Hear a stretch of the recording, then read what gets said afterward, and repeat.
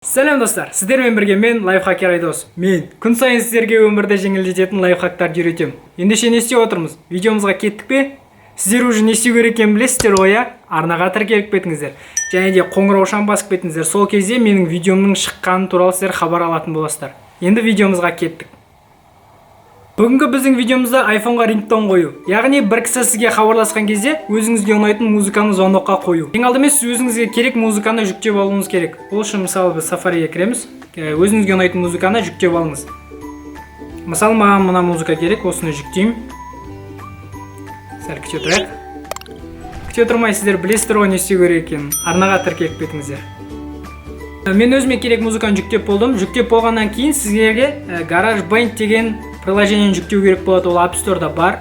Содан кейін GarageBand'ке кіреміз. Кіргеннен кейін создать песню дегенге басамыз. Сосын аудио рекордер деген шығады, сол аудио рекордердің үстінен басамыз. Окейді басамыз. Содан кейін аудио дорожкаға кетеміз. Аудио дорожкаға басамыз.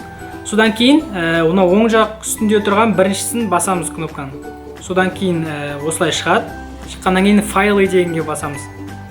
Файлы деп просмотреть объект из программы файлы дегенге басып, өзімізге керек жаңағы жүктеген музыканы біз аламыз. Менің жүктеген музыкам ол не керек деп аталады. Соны басамыз. Міне. Осыны енді осылай басып тұрып, аудио дорожкаға тастаймыз. Содан кейін үстінде оң жақ үст жағын қарасаңызда кішкентай плюс тұрады. Соны басып, сіз өзіңіз қанша секунд керек сонша қылып өзіңіз істеп алуыңызға болады. Мысалы менде мына жерде 8 секунд тұр. Маған мысалы в принципе жетеді. Содан кейін музыкамызды аудио дорожкаға тастағаннан кейін бізге сол жақ үстінде тұрған былай төменге қарай стрелка тұрғанды басамыз. Сосын мои песни деп басамыз. Сол кезде бұл автоматты түрде өзі сохранить етіледі. Міне моя песни 2 деп менде сохранить етіліп тұр. Енді жоғарыда оң жақта тұрған vibrate дегенді басып, үстіне басып птичканы қоямыз. Содан кейін сол жағында астында тұрған значокты басып, біз осы жерден таңдаймыз. Мысалы песни рингтон проект деп тұр. Бізге рингтон ретінде керек. Рингтонды басамыз. Атын өзіңіз қалағанынша өзгертіп алсаңыз болады. Содан кейін экспортировать басамыз.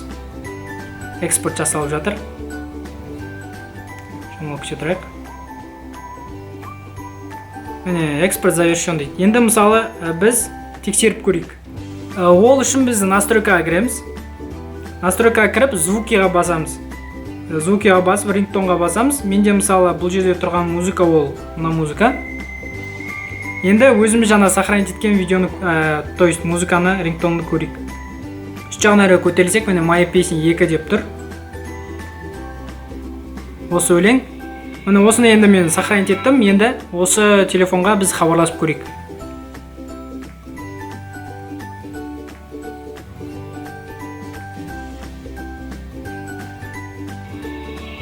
Звукқа қой. Көріп тұрғандарыңызда міне істеп тұр.